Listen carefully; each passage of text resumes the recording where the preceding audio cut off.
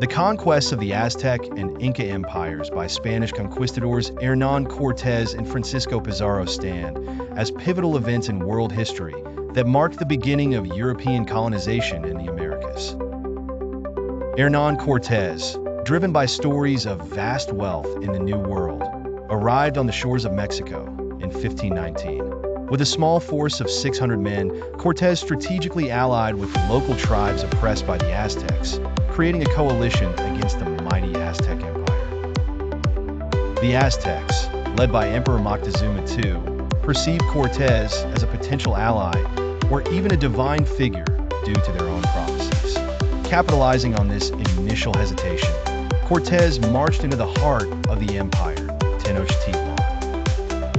The relationship between the Spaniards and the Aztecs was complex, filled with alternating periods of hospitality, tension, and outright conflict. Cortés managed to capture Moctezuma, attempting to rule through him, but this led to further unrest. The eventual siege and fall of Tenochtitlan in 1521 was a brutal process marked by starvation, disease, and fierce battles, culminating in the complete destruction of the once powerful Aztec civilization. In a parallel narrative, Francisco Pizarro undertook his expedition to the South American continent. In 1532, Pizarro arrived in the land of the Incas with a similarly small force.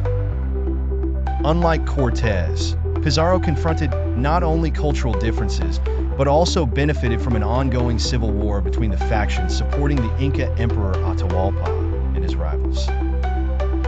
Seizing the opportunity, Pizarro invited Atahualpa to a supposed meeting of peace, only to ambush and capture him. This treacherous tactic paved the way for further Spanish incursions and eventually the sieging of the Incan capital, Cusco.